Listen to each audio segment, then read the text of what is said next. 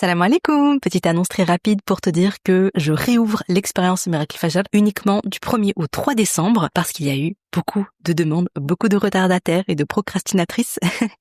Donc, si tu veux nous rejoindre l'expérience Miracle Fajr, le MFX 2026, il est encore temps. On débute officiellement le 8 décembre en t'inscrivant. Tu peux nous rejoindre et vivre l'aventure les prochains mois, Ramadan, avec nous toutes.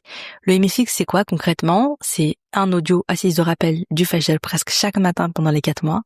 C'est un carnet d'écriture, en fait 2 carnets d'écriture cette année, pour t'accompagner tout le long avec des trackers mensuels, des exercices guidés, etc. C'est 4 mois, 4 thèmes clés pour une vraie transformation bi'idhnillah. Tawakkul ala Allah, placer ta confiance en Allah et instaurer les adhkar du matin. Muhasabat an-nafs, l'examen de conscience pour te purifier de tes péchés, te repentir et bâtir ton miracle Aïcha. Ramadan, pour œuvrer chaque jour vers le Firdaus, et le mois du Sabr pour apprendre la constance et garder tes habitudes d'adoration. C'est une méthode qui est inspirée de la Sunna du prophète sallallahu alayhi wa sallam, bien sûr, et des neurosciences pour ancrer tes routines. C'est aussi une communauté de sœurs pleine de rahma, le cercle des femmes du Fajr. C'est des lives tisanes du Aïcha tous les 15 jours pour se retrouver et se motiver, échanger. Donc l'expérience Miracle Fajr, le MFX, a lieu une fois par an et actuellement les inscriptions sont ouvertes. Tu trouveras le lien en description. Hey, salam alaikum. Je suis Oumaima et le 7 octobre 2017, ma mère est morte. Ce jour est devenu le plus beau jour de ma vie, tellement sa mort était belle, inspirante, bouleversante. Mais ça m'a pas empêché de sombrer, de vivre un deuil difficile. Je n'avais plus que Allah avec moi, alors je l'ai invoqué. Et c'est comme ça qu'est né le Miracle Fajr. Ma routine du Fajr, mon oxygène, ma bulle de sakinah quotidienne. Avec le Miracle Fajr, j'ai repris en main ma vie, mon bonheur, ma santé, mes projets de rêve, comme le programme MFX ou mon livre Ton dernier regard, et ma vie de famille. J'ai découvert que le bonheur, ici-bas et dans l'au-delà, appartient à ceux qui se lèvent pour le Fajr. Si toi aussi tu veux démarrer ton Miracle Fajr, t'es au bon endroit. Tu peux aussi télécharger mon guide qui te donne tous les outils pour construire ta routine du Fajr en 7 jours, Inch'Allah. Prépare-toi à une délicieuse boisson chaude pour savourer l'épisode du jour et bonne écoute!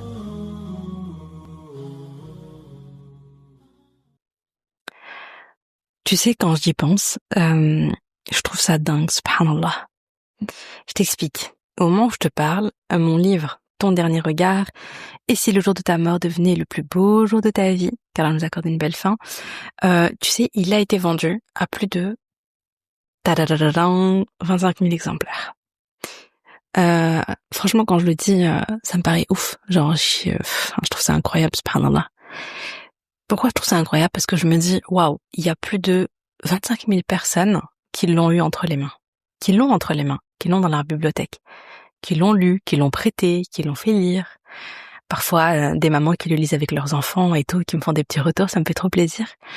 Mais le truc, c'est que il y a plus de 25 000 personnes qui ont ce livre, qui ont lu ce livre, cette histoire, et qui ont fait des doigts pour Oumi, tu vois.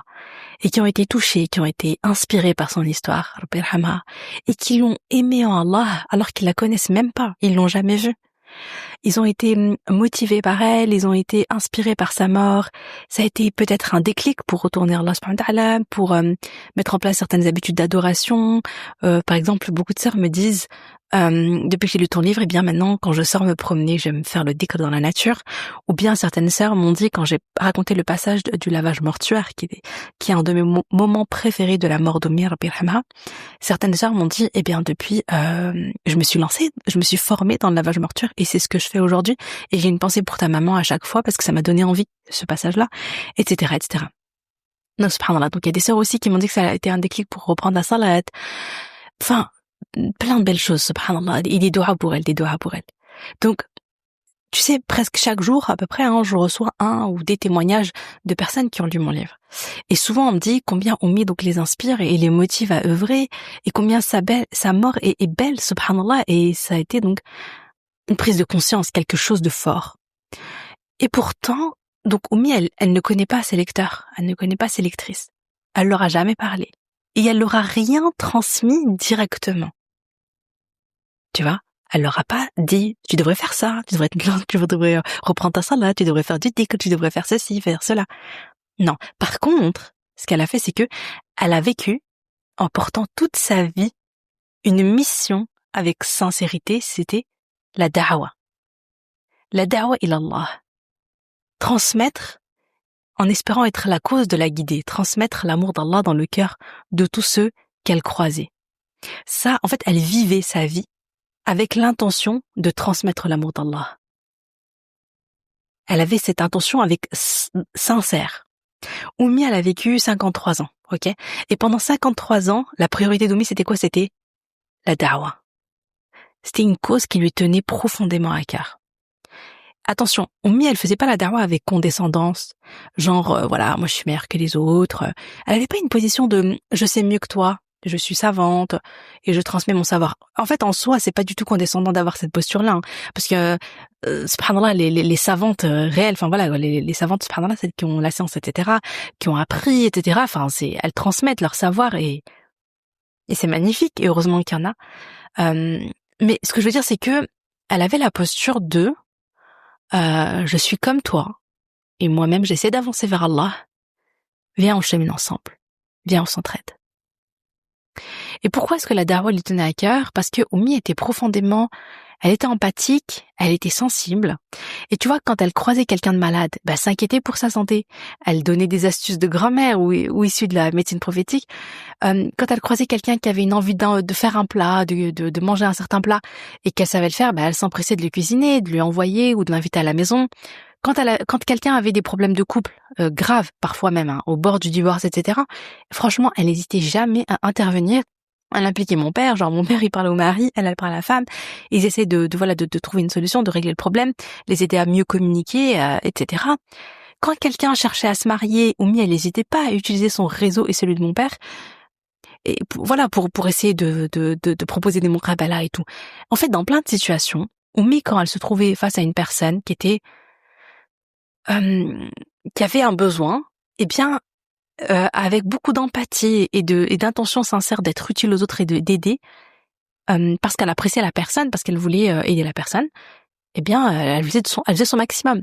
Et du coup, de la même manière que pour la dunya, une personne qui a besoin d'un conseil, qui a besoin de quelque chose, elle était là pour l'aider.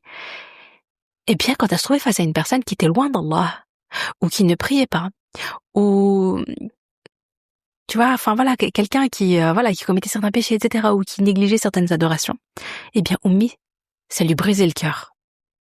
Et Oummi, elle s'inquiétait pour sa akhira. Alors elle faisait da'wa à cette personne avec un cœur qui était sincère et qui était plein d'amour. En fait, elle aimait Allah, elle aimait la personne en Allah, et elle voulait que cette personne-là, elle aussi aime Allah Azza wa Jal. Et elle était sincère dans cette démarche. Elle voulait que la personne, elle aille au paradis. Elle voulait que la personne, elle soit sauvée de l'enfer. Elle voulait que cette personne, elle se rapproche d'Allah. Tu vois, elle aimait pour les autres ce qu'elle aimait pour elle-même. Et en fait, il y avait pas d'ego dans sa transmission, ok?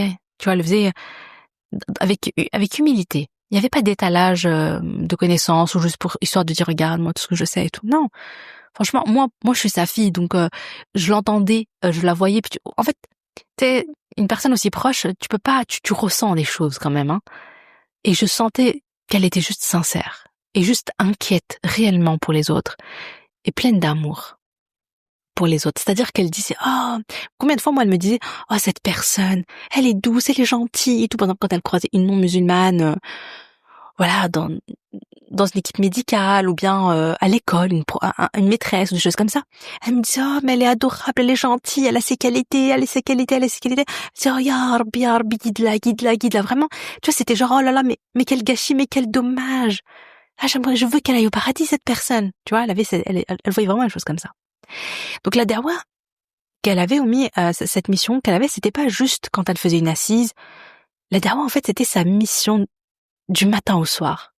Que ce soit avec son mari, avec ses enfants, avec l'infirmière qui vient pour la soigner, qui est pas musulmane, hein, avec la voisine qui passe lui faire coucou en revenant du marché, que ce soit lors d'une invitation à un mariage, invitation pour une naissance dans une table où elle connaît personne, elle faisait tout le temps le rappel.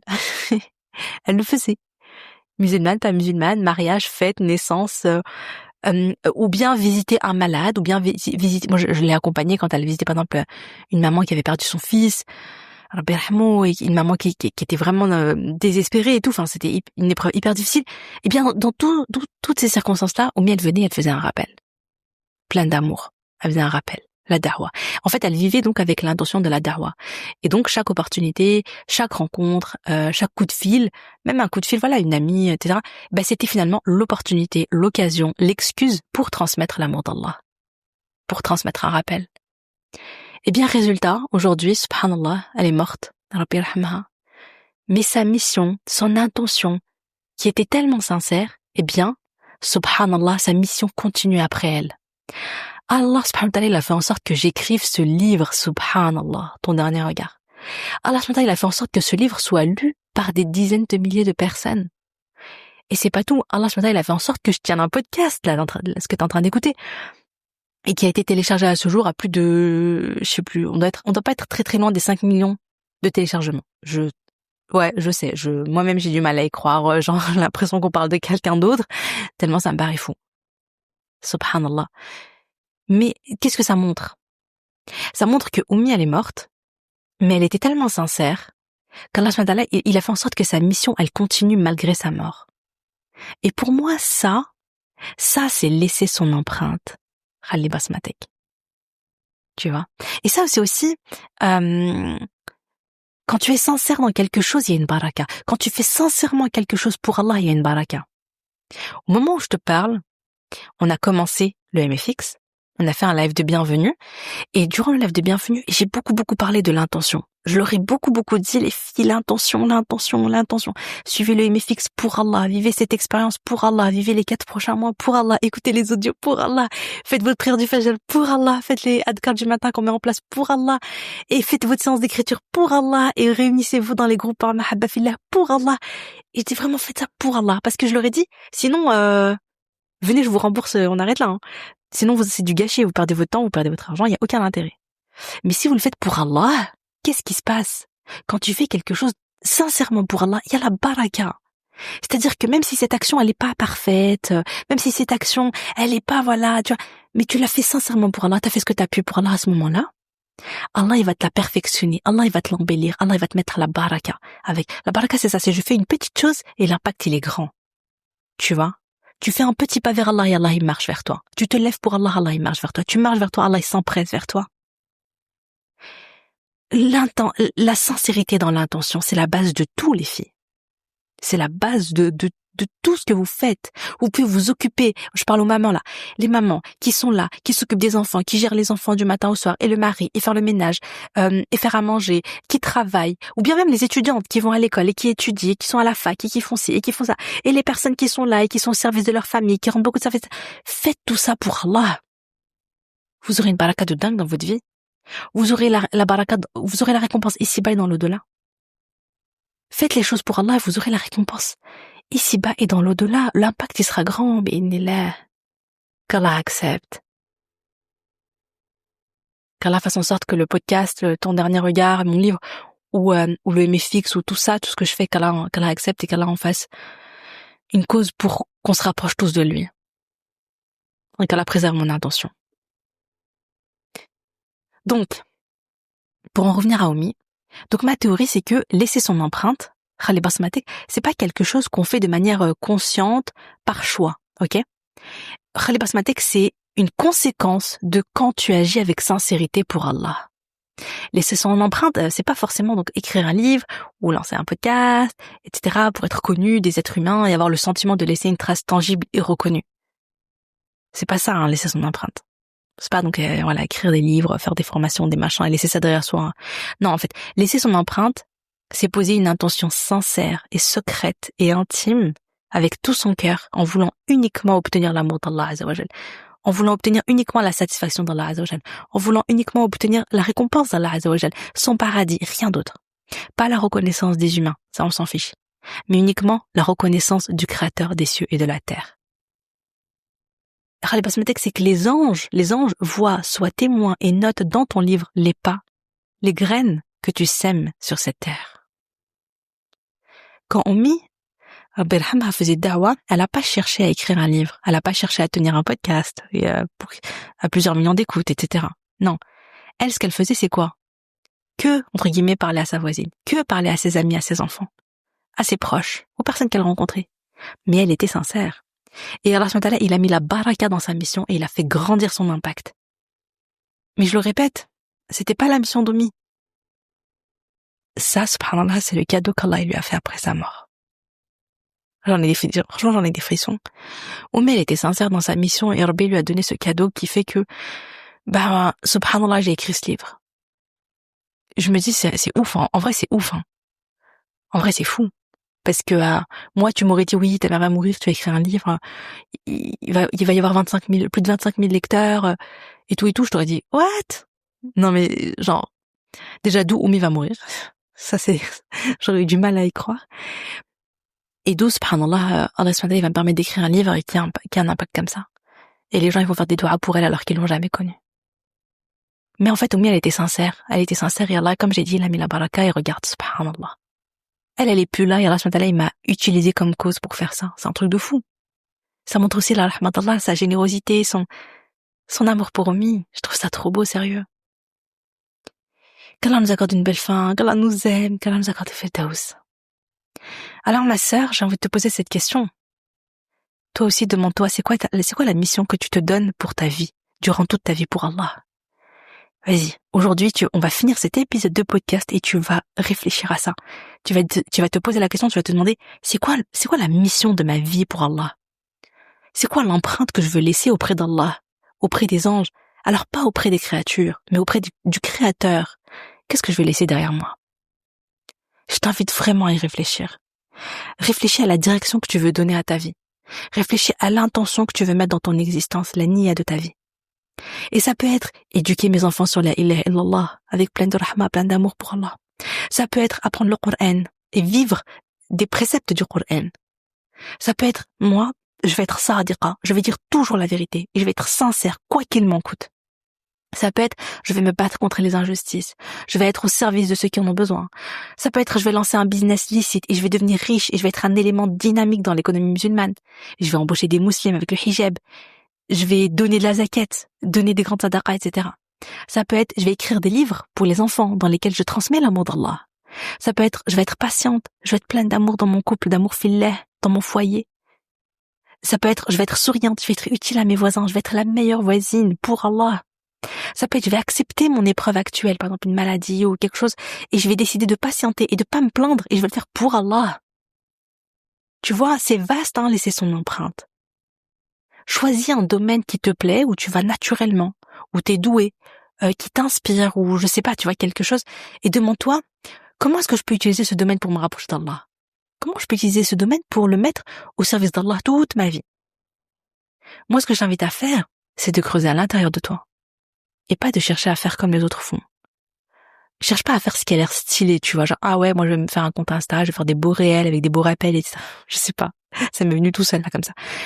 Mais va ce vers quoi tu tends, ce que tu as envie de faire, ce qui te tient à cœur, ce qui est important pour toi, ce qui t'inspire, et creuse en te disant, maintenant, comment est-ce que je mets ça pour Allah? Comment je fais ça pour Allah?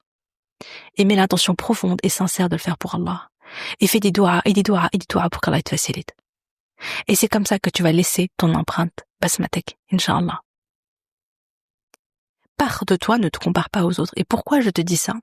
Parce que tu es unique. Allah, il t'a donné des compétences, il t'a donné des qualités, il t'a donné des forces, il t'a donné des passions, il t'a donné des ressources, il t'a donné des envies, des désirs que d'autres n'ont pas. Tu vas être beaucoup plus efficace en partant de toi qu'en te forçant à faire comme les autres. Donc voilà. C'est le sujet de l'épisode de podcast du jour. Laisse ton empreinte auprès des anges. Et ça va être ta mission aujourd'hui de réfléchir et de te demander